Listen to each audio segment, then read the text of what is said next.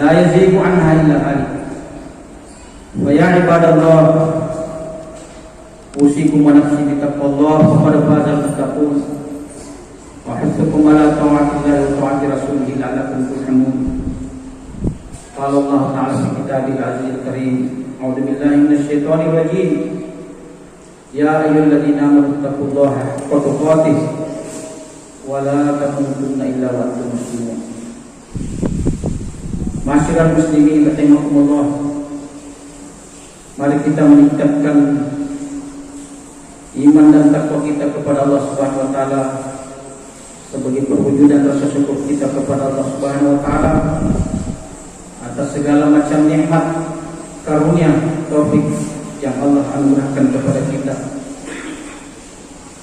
Dan di atas segala-galanya kita bersyukur karena terpilihnya kita sebagai umat Muhammad sallallahu alaihi wasallam. Olehnya itu kita juga bersalawat kepada baginda Rasulullah sallallahu alaihi wasallam sebagai perwujudan rasa cinta dan kesetiaan kita, komitmen kita kepada baginda untuk selalu setia, selalu siap untuk berjuang mendakwakan dan memperjuangkan sunnah Rasulullah sallallahu alaihi wasallam sampai akhir zaman. Allahumma shalli ala Muhammad wa ala alihi washabbihi ajma'in. Ma'asyiral muslimin rahimakumullah, pada prinsipnya Allah Subhanahu wa taala menciptakan manusia ini mengelompokkan pada dua kelompok yang sangat tajam, yaitu fariqun fil jannah wa fariqun fis sa'ir. Inna hadainahu sabila imma syakiran wa imma kafura. La yastawi ashabun nar wa ashabul jannah. Ashabul jannati humul faizun. Jadi manusia itu dalam pandangan Allah Subhanahu wa taala ekstrimnya hanya dua, beriman dan kafir. Ada yang beriman dan ada yang kafir. Orang beriman, orang Islam itu juga terbagi-bagi beberapa kelompok, dan kita akan bahas mudah-mudahan dalam khutbah Jumat yang singkat ini kita akan jelaskan. Orang kafir juga di dalam pandangan Islam itu terbagi tiga. Ada kafir harbi, ada kafir dhimmi, dan ada kafir muahadah. Kafir dhimmi adalah kafir orang kafir yang tinggal di negara Islam, di bawah kekuatan Islam, dan tunduk di bawah aturan Islam, membayar pajak dan tidak mengganggu Islam, tidak mengganggu kaum muslimin. Itu namanya kafir dhimmi. Ada kafir harbi. Kafir harbi adalah orang kafir yang tidak beragama Islam dan memerangi orang Islam, seperti yang terjadi di Uhud, terjadi di Rohingya, terjadi di Bosnia dan seterusnya. Itu namanya kafir harbi. Ada kafir, orang kafir yang tidak tinggal di negara Islam, tinggal di luar negara Islam, tinggal di luar wilayah kekuasaan Islam, tetapi tidak mengganggu orang Islam dan tidak menyerang orang Islam, dan ada perjanjian perdamaian dengan orang Islam. Itu namanya kafir muahadah. Seperti orang-orang kafir yang tinggal di Singapura, umpamanya tidak mengganggu orang Islam yang ada di Indonesia, maka hukumnya orang kafir seperti ini kafir sama dengan kafir dhimmi. Bahkan Rasulullah SAW mengancam, man ada dhimmiyan atau man ada muahadah falaysa minni. Ima mana bahwa di dalam hadis tersebut Rasulullah SAW mengancam siapa yang mengganggu orang kafir yang ada perjanjian damai dari Islam, maka dia menjadi musuh di akhirat nanti, kata Rasulullah SAW. Jadi orang Islam itu sangat damai. Di antara banyak orang kafir hanya satu yang mereka perangi, yang kafir harbi. Meskipun di dalam Al-Quran banyak yang disalah tafsirkan oleh sebagian orang. Di dalam surah Muhammad Allah berfirman, "Fa idza laqitumul ladzina kafaru fadarbul riqab." Kalau kafir ketemu dengan orang kafir, tebaskan lehernya. Kalau sekedar melihat terjemahan ayat ini, maka kita akan mengatakan bahwa betapa radikalnya Islam itu, betapa ekstrimnya dan betapa kejamnya orang Islam itu. Setiap ketemu dengan orang kafir harus langsung ditebas lehernya. Padahal yang dimaksud dalam ayat ini adalah orang yang berperang melawan orang Islam. Sementara orang Islam yang damai dengan orang Islam haram hukum umat Islam Islam mengganggu. Itu orang kafir. Sekarang kita kembali kepada orang Islam, bahwa orang Islam di dalam Al-Quran juga Allah membagi 3 kelompok. Di dalam surah Fatir ayat 32 Allah berfirman, A'udzubillahi minasyaitonir rajim. Tsumma awrasnal kitaba alladziina istafaynaa min 'ibaadinaa faminhum dzalimun li nafsihi wa minhum muqtasid wa minhum sabiqun bil khairati bi'idznillah. Dzalika huwal fadlul kabir. Artinya, dan kami wariskan kitab ini kepada hamba-hamba yang kami pilih. Artinya Allah menurunkan Al-Quran ini kepada nabi-nabinya. Setelah Nabi menerima Al-Quran ini, menerima kitab ini, menyampaikan dakwanya kepada pengikutnya, maka pengikut Nabi ini terbagi 3. Faminhum dzalimun li nafsi, ada yang menzalimi dirinya. Faminhum muqtasid, ada yang pertengahan. Wa minhum sabiqun bil khairat, ada yang mendahului melakukan kebaikan. Artinya apa yang berbahagia? Ketika Al-Quran ini diturunkan, sikap umat Islam dalam menerima Al-Quran itu ada tiga kriteria atau 3 kelompok. Ada yang menzalimi dirinya, menolak Al-Quran. Ada yang muqtasid, tidak menolak dan tidak menerima, dia pertengahan. Katakanlah bahasa kerennya abstain, dia pertengahan. Wa minhum muqtasid, ada yang membela Al-Quran. Hadirin yang dimuliakan Allah Subhanahu wa taala, dan itu sesuai dengan fakta yang kita lihat di lapangan, bahwa ternyata memang orang Islam itu terbagi 3. Ada yang cinta sekali dengan Islam, mau membela Islam, mau mati dengan Islam. Ada juga kelompok yang pertengahan, dia tidak membenci Islam tetapi tidak juga membela Islam. Islam diganggu, dia diam-diam saja. Islam jaya dan beruntung, dia tidak ada masalah. Bagi dia yang penting dia senang, dia hidup, dia bahagia, dia senang dengan istrinya, selesai.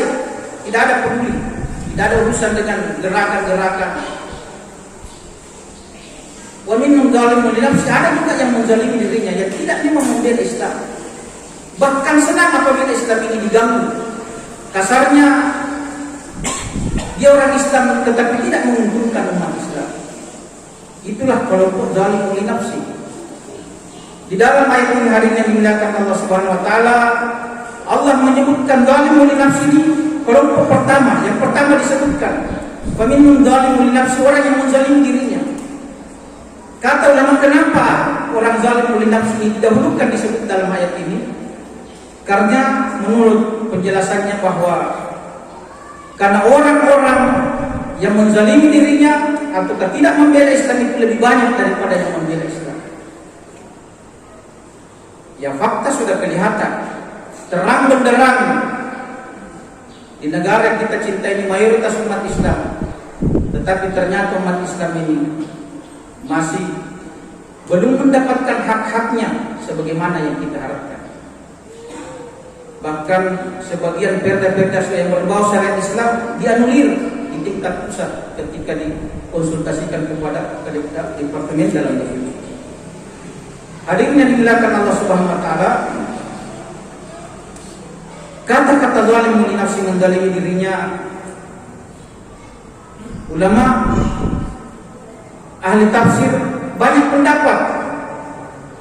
Jadi kita sebutkan bahwa ada kelompok kanan yang sangat berbuat baik, ada kelompok kiri yang menzalimi dirinya, dan ada kelompok pertengahan. Tapi di dalam ayat ini yang pertama Allah sebutkan adalah kelompok kiri yang menzalimi dirinya, yang tidak membela Islam. Orang Islam tetapi tidak membela Islam, itu zalimun li nafsi. Orang Islam tidak mengamalkan ajaran Islam, zalimun li nafsi, menzalimi dirinya. Orang Islam tetapi tidak membaca Al-Quran. Kata-kata zalimun li nafsi ini, ayat ini, penjelasan ayat ini di dalam kitab tafsir disebutkan bahwa orang yang zalimun li nafsi, orang yang zalim li nafsi adalah orang yang ke masjid apabila qamat baru sudah dikumandangkan, nanti qamat baru dia ke masjid, itu menzalimi dirinya. Muqtasid yang pertengahan adalah apabila mendengarkan azan baru dia ke masjid. Sabiqun bil khairat adalah orang yang menunggu waktu salat. Ada yang bilang seperti itu.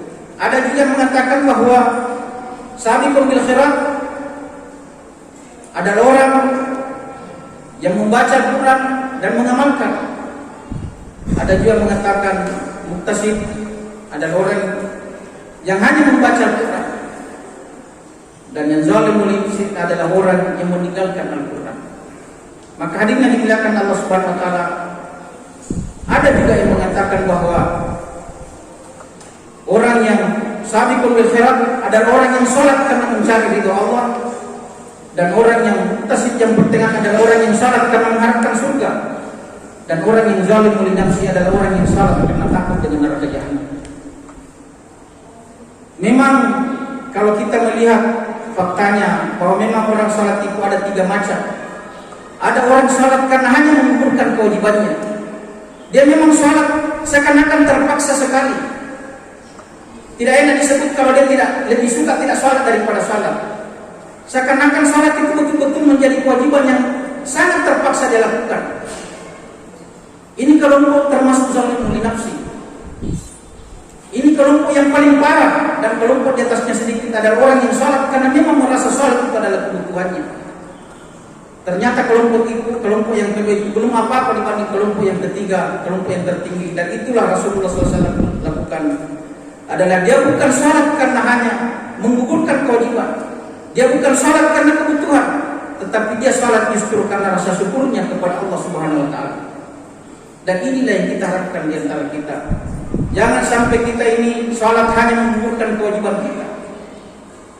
Maka mulai sekarang mari kita merasakan bahwa kita salat bukan karena kewajiban, bukan karena menggugurkan kewajiban, bukan karena kita butuh dengan salat, tetapi kita salat betul-betul karena rasa syukur kita kepada Allah Subhanahu wa taala atas nikmat yang Allah berikan kepada kita.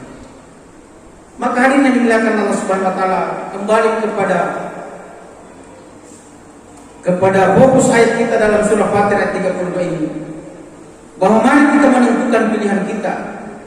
Kita mau kelompok yang pertama, kelompok yang menzalimi dirinya, mau kelompok pertengahan, atau mau kelompok yang sabiqun bil khairat, yaitu kelompok kanan yang membela Islam. Ataukah kita perjelas bahwa ada kelompok yang kanan, kelompok yang membela Islam, ada kelompok pertengahan yang tidak peduli dan tidak juga memusuhi, dan ada kelompok yang ketiga justru melawan umat Islam. Apalagi sekarang ini kita diuji, umat Islam lagi diuji berhadapan dengan kelompok yang mengklaim dirinya komunis. Betapa hadirin yang dimuliakan Allah Subhanahu wa taala, berani-beraninya komunis itu menyatakan dirinya, saya bangga jadi anak komunis, anak PKI. Kenapa itu dia lakukan? Karena dia mungkin sudah menghitung, karena di antara sekian banyak umat Islam, lebih banyak umat Islam yang tidak membela Islam daripada yang membela Islam. Lebih banyak umat Islam yang zalimul nafsi daripada umat Islam yang sabiqun bil khairat. Maka hadirin yang dimuliakan Allah Subhanahu wa taala, semua pilihan itu ada harganya dan ada balasannya di akhirat nanti. Siapa yang membela Islam akan berada pada kelompok di bawah panji Rasulullah SAW di akhirat nanti. Jangan juga kita menjadi kelompok yang pertengahan. Kelompok pertengahan ini yang seimbang baiknya dengan buruknya. Dia ikut arus. Wa minallah wa minan nasi may ya'budullaha lahar. Fa in asabahu hasqatan annabi. Kalau dia melihat tergantung arus. Kalau banyak orang Islam yang taat, dia pun juga taat. Kalau banyak orang Islam ini tidak membela Islam, dia juga ikut tidak membela Islam. Dia ikut arus. Imma dia tidak ada pegangan. Orang ini pertengahan. Ini berbahaya sekali. Cuma satu pilihan, harus kita berada pada kelompok yang pertama, yaitu kelompok yang sabiqun bil khairat. Sabiqun bil khairat itu bukan hanya pada sikap, bukan hanya pada tindakan pikiran ataukah pilihan kita, tetapi tindakan kita sehari-hari. Kalau kita mendengarkan azan dan menganggap panggilan azan itu biasa-biasa saja, jangan-jangan kita termasuk orang yang zalimul nafsi. Kalau kita mendengarkan azan lantas kita masih malas ke masjid, bahkan tidak melangkahkan kaki ke masjid, jangan-jangan sampai kita dituduh oleh Allah atau diklaim disebut zalimul nafsi, menzalimi diri. Maka hadirin yang dimuliakan Allah Subhanahu wa taala, jangan sampai kita umat Islam yang tidak membaca Al-Quran, Jangan sampai kita umat Islam ini tidak membela Islam karena terlalu banyak pelanggaran yang kita lakukan. Karena pelanggaran itu hanya dua, apakah meninggalkan perintah atau melakukan larangan. Dan menurut penjelasan ulama, dosa meninggalkan perintah lebih berat kadarnya daripada melakukan larangan. Maka hati-hati kalau ada perintah di dalam agama, jangan sampai kita tidak ambil bagian. Kalau ada perintah untuk membela agama Allah Subhanahu wa taala, maka jangan kita mundur sedikit, jangan kita ragu. Karena Allah berfirman di dalam Al-Qur'an, "Wala tamutunna illa wa antum muslimun." Janganlah kamu mati kecuali dalam keadaan kamu Islam. Penjelasan ulama kecuali kamu dalam keadaan Islam itu adalah kecuali kamu yakin bahwa kamu sudah selamat di pengadilan akhirat nanti. Kenapa kita selamat? Karena semua perintah Allah kita berusaha laksanakan dengan sebaik-baiknya, dan semua larangan Allah kita berusaha tinggalkan dengan semaksimal mungkin. Itulah ciri-ciri orang beriman, bahwa orang beriman adalah orang yang siap membela agama Allah Subhanahu wa taala. Karena pahamilah dan sadarilah bahwa nikmat yang terbesar dan nikmat yang akan menyelamatkan kita dunia dan akhirat hanyalah iman dan Islam kita. Maka apabila ada pertaruhan, ada pilihan, mana yang kita pilih, Islam atau yang lain, maka tentu pilihan yang cerdas, pilihan yang tepat adalah kita pilih Islam. Kalau Allah memberikan seluruh harta yang kita inginkan, Allah memberikan seluruh kerajaan, Allah memberikan seluruh kepintaran, Allah memberikan seluruh kegagahan pada wajah kita, tetapi Allah menahan satu nikmatnya, nikmat iman dan nikmat Islam.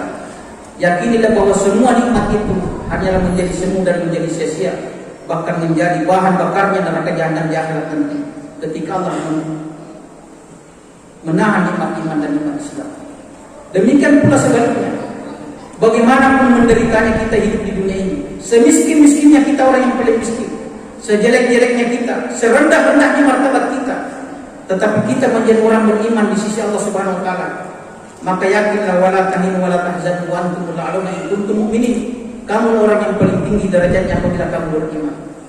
Maka kalau ada pilihannya, apakah pilih iman Islam atau harta, maka kita akan pilih iman dan Islam. Apakah pilih jabatan atau pilih Islam, maka kita pilih Islam. Bahkan pada klimaksnya, pilih nyawa atau pilih Islam, maka pilihan yang tepat adalah kita pilih Islam. Silahkan berangkat yang lain, yang penting jangan berangkat iman dan Islam saya. Ketika Abdullah bin Abdullah hijrah bersama Rasulullah SAW dari Makkah ke Madinah, lalu dalam perjalanan ada godaan, ada utusan dari kaum musyrikin menawarkan, ya Abdullah silahkan kembali lagi ke Mekah, dan semua hartamu kita akan berikan, kita akan beli dan kita akan ganti berkali-kali lipat, dan kita akan carikan kamu perempuan yang tercantik, kita akan berikan kamu kekuasaan di Mekah. Satu syaratnya, jangan ikut hijrah bersama Rasulullah SAW. Apa jawaban beliau? Beliau hanya menjawab singkat, semua yang saya miliki kamu bisa tawar dan semua ada harganya, kecuali iman dan Islam saya tidak ada harganya. Silahkan ambil semua yang lain, tapi jangan coba-coba ambil iman dan Islam saya. Lebih baik saya mati berkalang tangan daripada iman dan Islam saya harus keluar dari badan saya. Itulah yang dikatakan Umar bin Khattab radhiyallahu anhu, ayat kusuddin wa nahid. Bisa agama ini diganggu dan saya masih hidup di dunia ini. Begitu juga kata Buya Hamka, apabila kamu diam dan agama ini diganggu, apabila kamu diam dan Islam ini diganggu, dicabik-cabik, maka sebaiknya ganti saja bajumu dengan kain kafan. Tidak ada lagi gunanya kamu hidup apabila Islam diganggu di depan matamu dan kamu tetap diam, tidak memberikan reaksi apa-apa pun sedikit pun. Mudah-mudahan yang singkat ini bermanfaat. Mudah-mudahan Allah memberikan pemahaman kita yang baik dan benar pada agama yang kita cintai, sehingga kita bisa menjalankan agama ini dengan sebaik-baiknya. Kita bisa taat kepada Allah Subhanahu wa taala selama hayat masih di kandung badan. Jangan sampai pikir dahulu pendapatan sesal kemudian tidaklah berguna. Jangan sampai kita menjadi jenazah baru kita berpikir betapa indahnya ketika saya bisa kembali lagi ke dunia.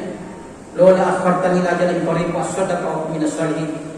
Ya Allah, kembalikan saya ke dunia sebentar saja, saya akan bertobat dan beramal saleh. Tetapi sayang, wala yuakhirallahu nafsan idza jaa ajaluha. Karena penyesalan itu jangankan di akhir, bahkan sebelum meninggal menghadapi malaikat maut, Malaikat maut datang menjemput. Dia sudah menyesal, belum mati dia sudah menyesal. Yalah, tunda sebentar kematian ini. Saya baru bertobat, saya betul-betul yakin dengan janjimu. Kembalikan saya sebentar, saya akan berpihak kepada Islam. Saya akan melaksanakan sebaik-baiknya. Saya akan salat tahajud, saya akan membaca Al-Quran 10 juz satu hari. Semua kebaikan-kebaikan saya akan lakukan. Yang penting tunda sedikit kematian ini. Tetapi idza jaa ajaluha la yastakhiruna sa'atan wa la yastaqdimun. Tidak ada lagi penundaan, tidak ada lagi kompromi apabila sampailah dia. Maka mari kita hari ini berbahagia, hati-hati di dalam kehidupan ini. Jangan sampai kita ajal datang menjemput kita dalam keadaan tidak berpihak kepada agama yang kita cintai. Jangan sampai kematian datang menjemput kita, justru kita tidak berpihak kepada agama yang kita cintai. Jangan sampai kematian itu datang, justru kehidupan kita ini habis digunakan untuk kepentingan musuh-musuh Allah Subhanahu wa taala untuk menyerang umat Islam dan kaum muslimin.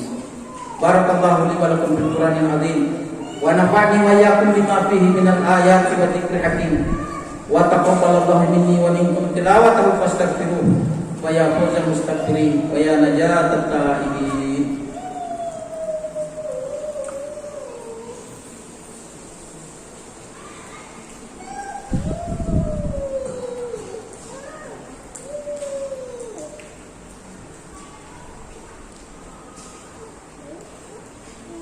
Alhamdulillahilladzi nasta'inu wa nastaghfiruh wa nastahdihi wa nastarshidu wa natubu ilayh wa nu'minu bihi wa natawakkalu alayhi wa na'udzu billahi min shururi anfusina wa min sayyiati a'malina may yahdihillahu fala mudilla lahu wa may yudlil fala hadiya lahu. Asyhadu an la ilaha illallah wahdahu la syarika lahu wa asyhadu anna Muhammadan abduhu wa rasuluhu al-mab'uts rahmatan lil alamin. Allahumma shalli wa sallim ala nabiyil karim. Wa alamu ya ibadallah inna amarakum bil ibadah bi nafsi wa sanna bi malaikati wa sallallahu alaihi wa sallam. Inna allaha malaikatahu yusalluna 'alan nabi ya ayyuhalladzina amanu sallu 'alaihi wa sallimu taslima. Allahumma shalli ala Muhammad wa ali Muhammad kama shallaita ala Ibrahim wa ali Ibrahim wa barik ala Muhammad wa ali Muhammad kama barakta ala Ibrahim wa ali Ibrahim innaka Hamidum Majid. Ma'asyiral muslimin rahimakumullah. Mari kita merasa berbahagia, merasa bersyukur dan bangga menjadi seorang muslim. Betapa tidak hari yang berbahagia, agama yang kita cintai adalah agama yang sempurna, agama yang sangat damai, agama yang tidak mengajarkan kekerasan sedikit, agama yang sangat santun.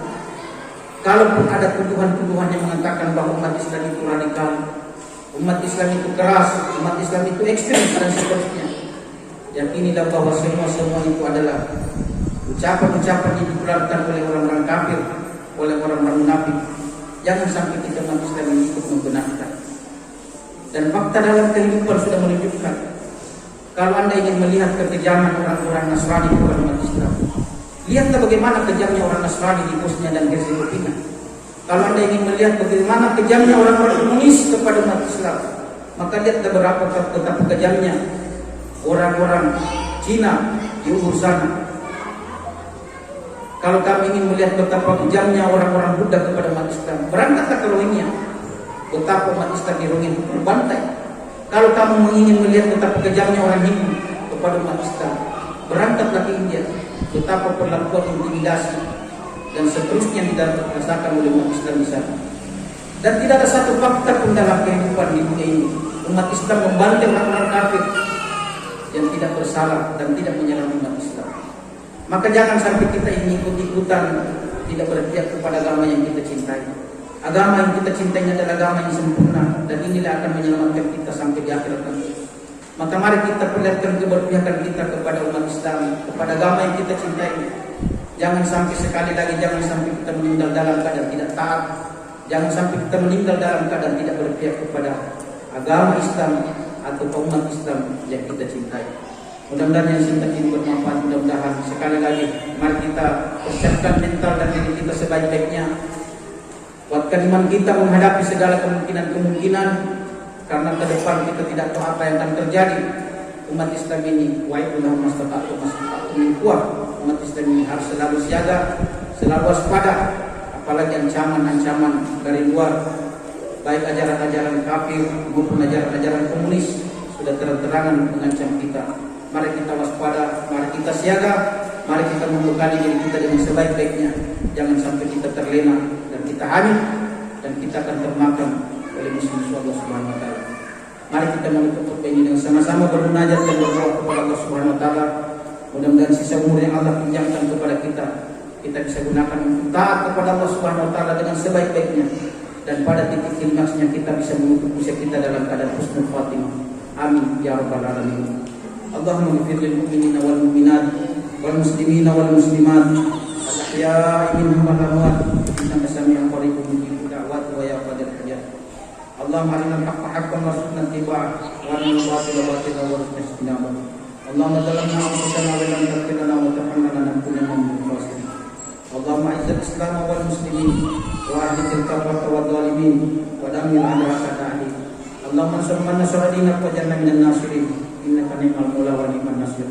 Allahumma qsim lana min khasyatika ma tahulu bihi bainana wa baina ma'siyatik wa min ta'atika ma tuballighna bihi jannatak wa min al-yaqini ma tuhawwinu bihi alaina masa'ib ad-dunya wa mat'ina Allahumma bi asma'ina wa absarina wa quwwatina abadan ma ahyaytana waj'al sa'rana 'ala man 'adana wa ansurna 'ala man zalamana waj'al al-waritha minna wa la taj'al musibatana fi dinina wa la taj'al ad-dunya akbara hammina wa la mablagha 'ilmina wa la ila an-nar masirana wa la tusallit 'alaina bi dhunubina man la yakhafuka wa la yarhamna bi rahmatika ya arhamar rahimin.